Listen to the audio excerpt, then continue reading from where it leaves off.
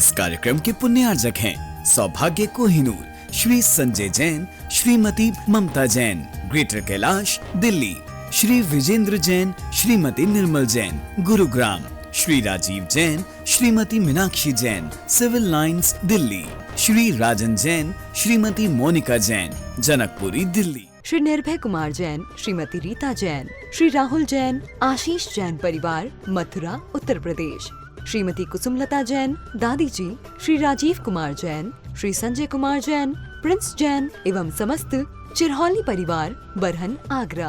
ओम नमः शिदेभ्यः, ओम नमः शिदेभ्यः, ओम नमः शिदेभ्यः, श्री वीतरागाय नमः।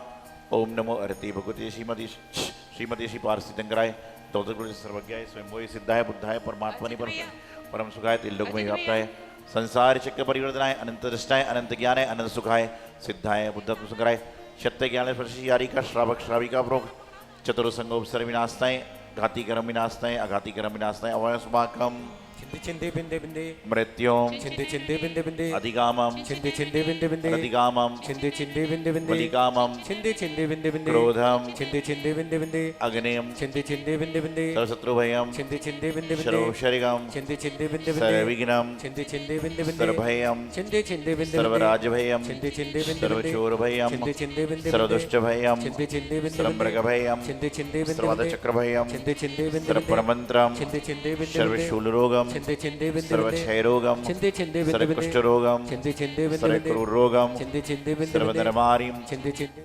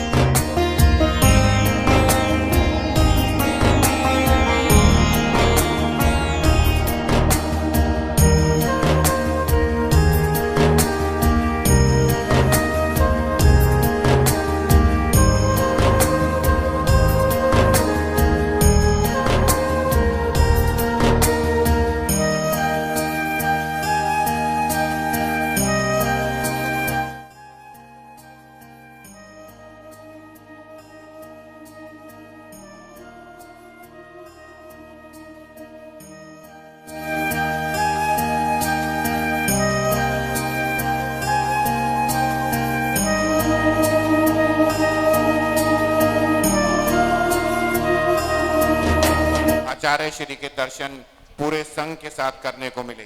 नमोस्तु महाराज जी, नमोस्तु महाराज जी, नमोस्तु महाराज जी। महाराज श्री, आज हम सब लोग आपसे निवेदन करने आए हैं कि आपके चरण अगर इंदिरापुरम नीतिखंड जैन मंदिर में पड़े तो वहाँ के पूरे समाज को आशीर्वाद देकर आप कृतार्थ करें। हमारा आपसे ये निवेदन है कि पूरा संघ इंदिरापुरम नीतिखंड जैन मंदिर में आए और हमें आपकी सेवा का मौका मिले। इस निवेदन के साथ आज हमने यहाँ पर श्रीफल भेंट किया है। महाराज श्री, आपकी जैसी भी आज्ञा होगी उस प्रकार से हम चलेंगे। अभी 10 लक्षण महापर्व आ रहे हैं, उसके बाद क्षमावानी पर्व है। हम चाहेंगे कि आपका और संघ का पूरा सौभाग्य हमारे समाज को मिले।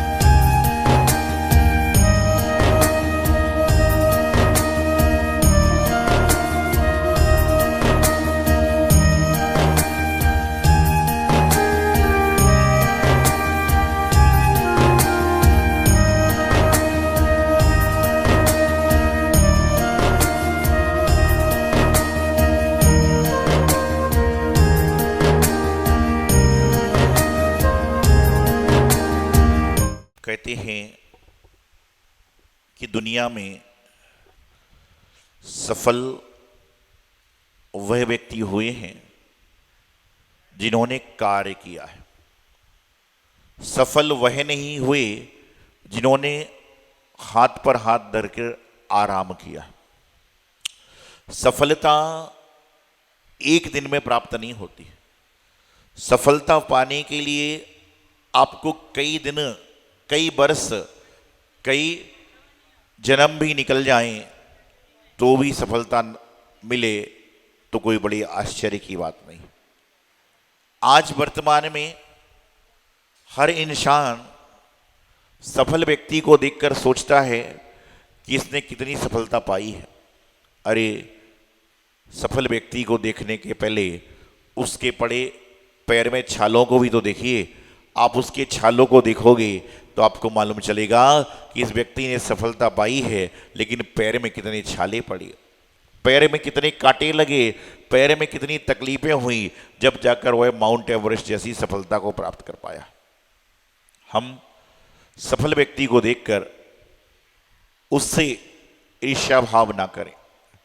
सफल व्यक्ति को देखकर उससे ईगो ना करें। सफल व्यक्ति को देखकर हम अपना अहंकार को नाश करें, ना कि बढ़ाएं। आज वर्तमान में इंसान सबसे ज्यादा दुखी है, उसका कारण क्या है? क्या कारण है बताइए? आप लोग दुखी हैं कुछ? इंसान वर्तमान में दुखी है। दुख होने का कारण क्या है? कोई तन से दुखी, कोई मन से दुखी और कोई धन से दुखी। तन का दुख डॉक्टर के पास में है, मन का दुख का उपाय मंदिर के पास में है, धन का दुख व्यापार कर लोगे तो निकट जाएगा। लेकिन इस पंचम काल में चौथा दुख पैदा हो गया। तन से दुखी, मन से दुखी और धन से दुखी। इस पंचम काल में चौथा दुख पैदा हो गया। कौन सा है? कौन सा है? दूसरों के सुख से दुखी। इंसान के पास अपने पास में क्या है उसको नहीं मालूम, लेकिन पड़ोस वाले के पास में क्या क्या है उसकी सारी लिस्ट, बायोडेटा उसके पास में। अरे, आपको जो दिया है परमात्मा ने, उसका उपभोग करो ना। आपको जो परमात्मा ने दिया है उसका उपयोग, उपभोग करो ना। दूसरों की तरफ गिद्दे जैसी नजर लगाकर क्यों बैठते हो? बगुला जैसी दृष्टि लगाकर क्यों बैठते हो? दूसरों को देखने के चक्कर में जो आपका है आप उसका भी इस्तेमाल नहीं कर पाओगे। तो जीवन मिला है, किस लिए मिला है? आप अपने आप को देखो।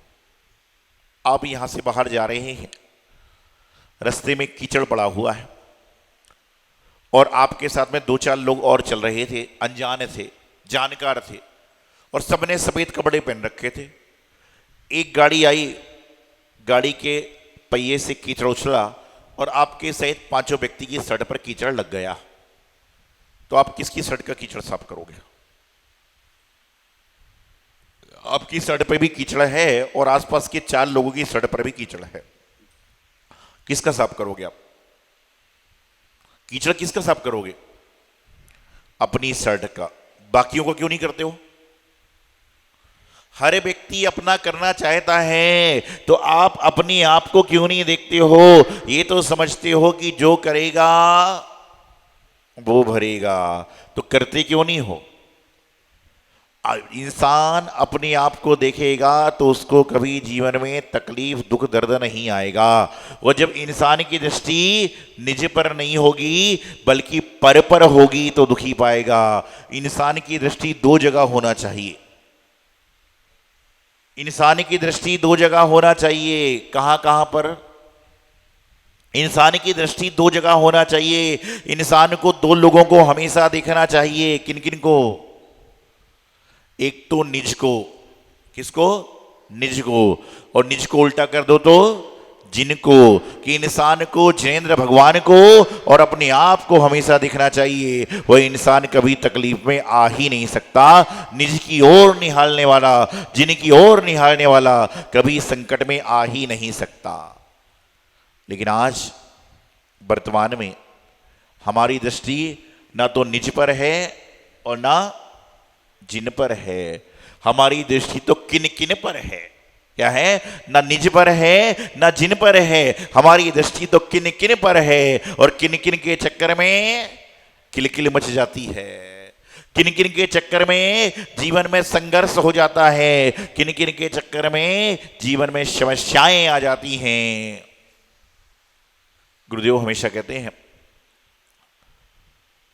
कौन किसी को क्या देता है, कौन किसी को क्या देता है, कौन किसी से क्या लेता है, कौन किसी को क्या देता है, कौन किसी से क्या लेता है, और जो अपने में रम जाता है वह दुनिया से क्या लेता है।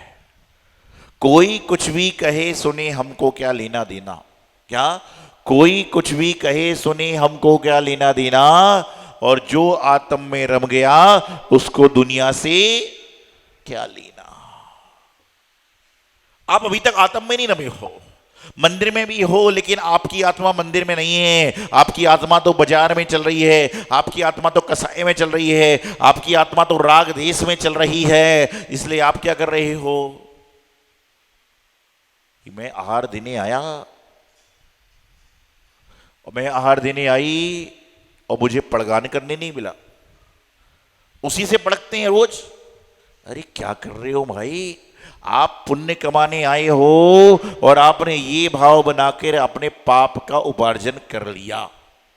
आप तो ये समझो कि मेरे जीवन का पुण्य है जो आज मैं अस्पताल में नहीं हूं बल्कि जितेंद्र भगवान के मंदिर में हूं। जो ये बात गट्टे पल्ले गांठ बांध लेता है वह कभी तकलीफ में नहीं आ सकता।